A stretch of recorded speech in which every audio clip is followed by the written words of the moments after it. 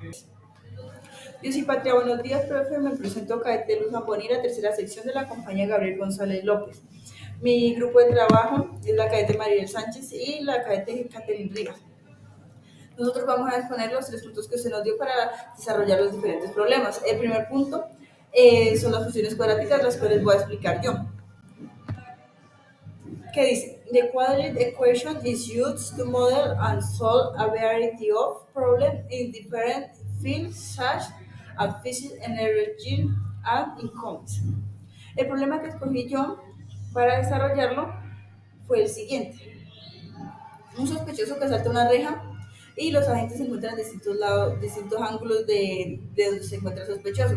En el plano cartesiano, entonces, las ecuaciones son las siguientes. Bueno, los datos y el modelo son los siguientes. La trayectoria del sospechoso en la parábola es YS en x menos 41, x menos 4 por 2 más 2. En el vértice es 4,2. El sospechoso avanza en x desde la izquierda y ya que avanza de la izquierda a derecha, entonces la función es creciente. La red de la gente A situada en el eje X, que es igual a 2, y su máxima altura es de 1,6 metros en el eje X, que es igual a 2. La red de la gente A es igual a menos 21 por X menos 2 por 2 más 1,6, que es la altura de, de donde la gente lanza la malla.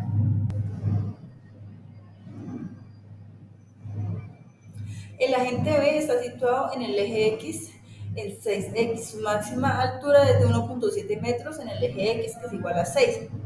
El agente B es igual a menos 52 por X menos 6 por 2 más 1,7, que es la altura en el eje X. Su cálculo e intersecciones resuelven lo siguiente, que YS es igual a YA X y YSX, que es igual a YB por X,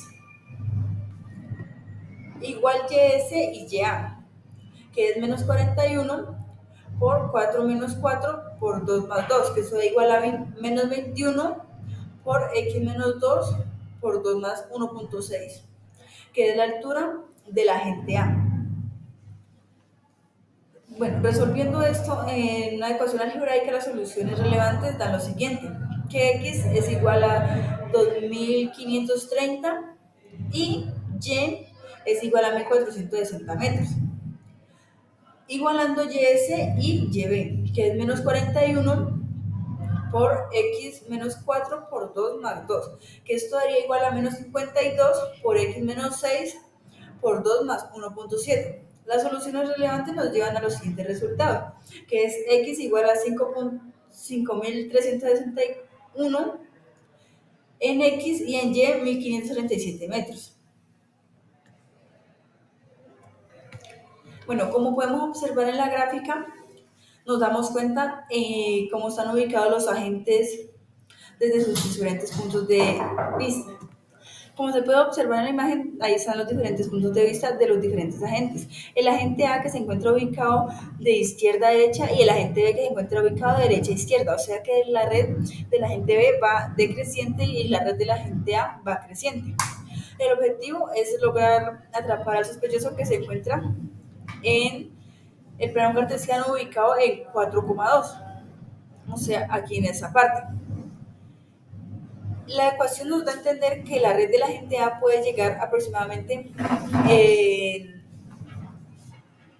2,53 a una altura de 1,46 metros y la de la gente B en 5,36 con una altura de 1,54 metros.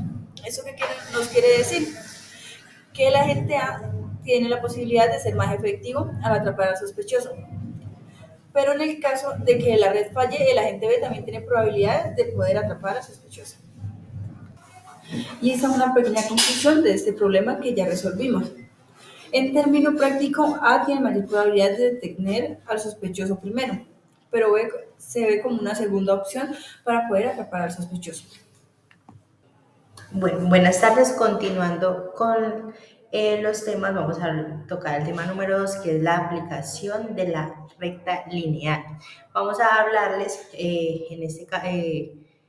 sobre un caso de una cámara de seguridad captura un vehículo sospechoso en el punto A 1,1 y otra cámara detecta en el punto B una de 5,7 kilómetros, lo que indica que se mueve a lo largo de una ruta recta. En ese momento, un coche de patrulla está en el punto P, que es 6,1, y el sospechoso conduce a 60 kilómetros por hora, mientras que el coche de patrullas conduce a 80 kilómetros por hora. Se nos piden sacamos cinco incógnitas. Dentro de ellas nos pide la primera: encuentra la ecuación de la línea L seguida al sospechoso. La segunda nos dice: encuentra la ecuación de la línea perpendicular de P a L y el punto de intersección. Lo pide en la perpendicular. El punto 3 nos dice que calcule la distancia PI, que es la perpendicular, y la AI a lo largo de la ruta del sospechoso. El punto 4 nos dice que calculemos el tiempo de viaje y determinar si la patrulla puede intersectarse allí. Y el punto 5 nos dice que encontremos la velocidad mínima en la que el coche de patrulla necesita para poder intersectar al sospechoso en el punto I.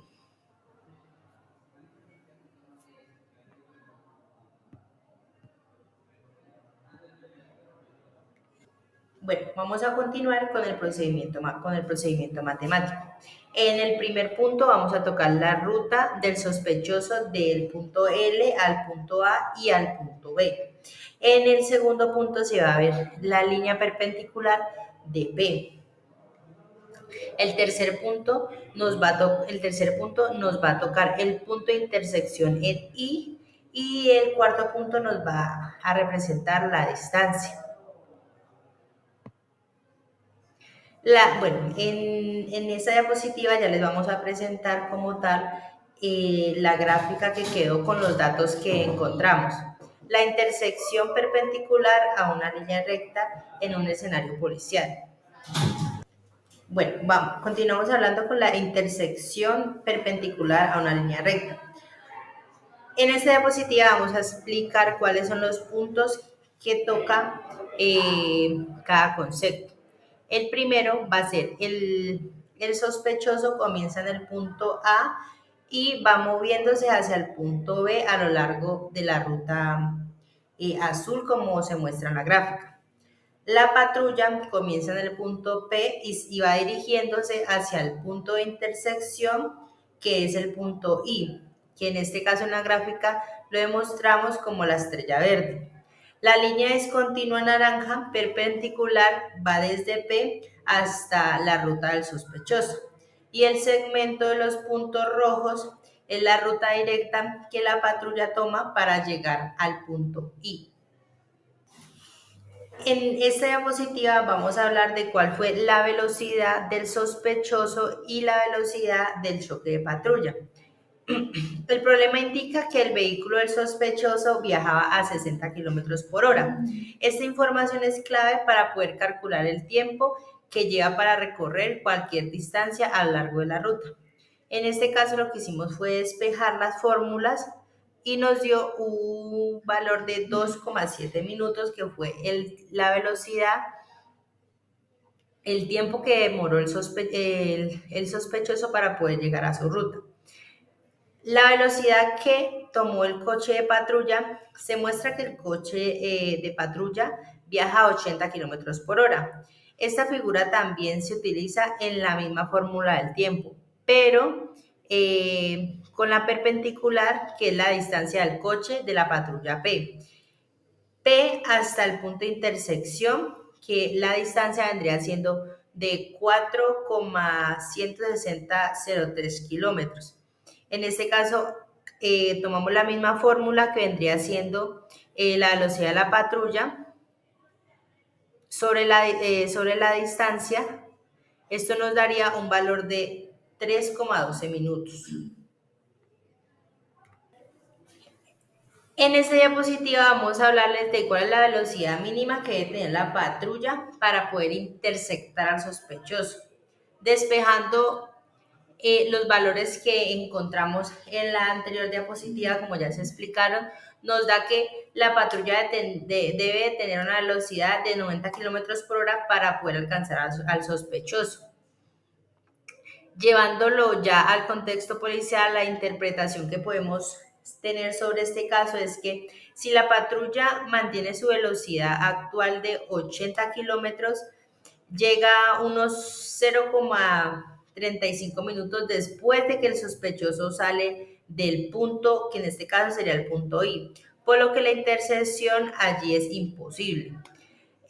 Otra interpretación que sacamos es que para tener el éxito, la patrulla debe conducir al menos a 90 kilómetros por hora para llegar al punto I simultáneamente con el sospechoso, o sea, se puedan encontrar y pues puede haber una captura como tal.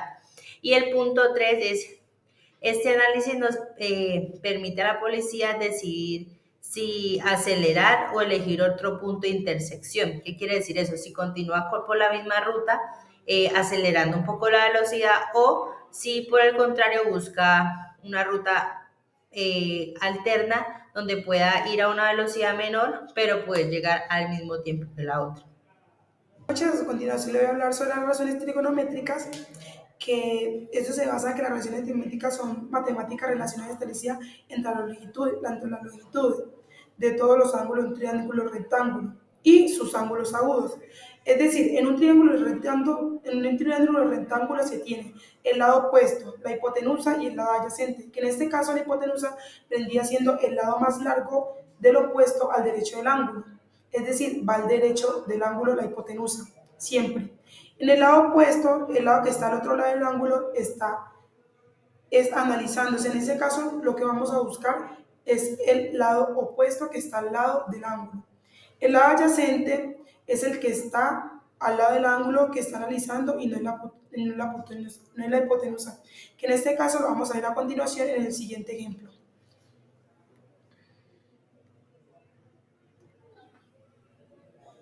Bueno, aquí les voy a explicar sobre las razones trigonométricas y sobre los 6 ejemplos de cómo podemos calcularla. Está en seno, que podemos calcularla con cateto opuesto, hipotenusa, con seno lo podemos calcular con cateto adyacente y hipotenusa, en la tangente lo podemos calcular con cateto opuesto y cateto adyacente, en la cosecante lo podemos explicar con hipotenusa y cateto opuesto, en la secante lo podemos calcular con la hipotenusa y el cateto adyacente, en la cotangente con el cateto adyacente y el cateto opuesto.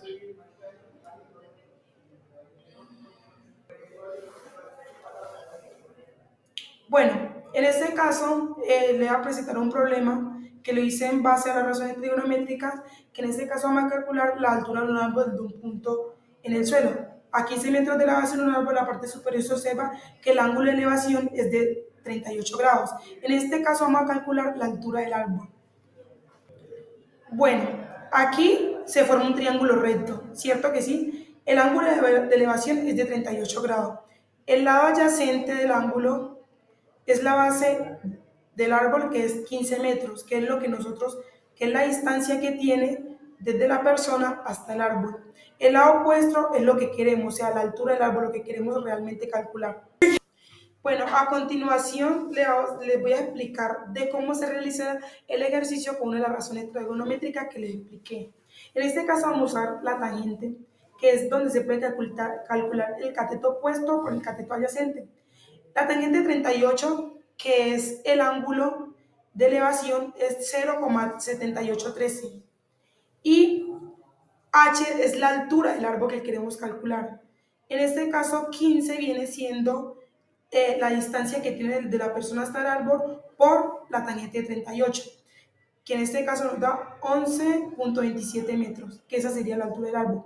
Bueno, h vendría siendo la altura del árbol, 15 la distancia de la base del árbol y 0,7813 es el ángulo de elevación.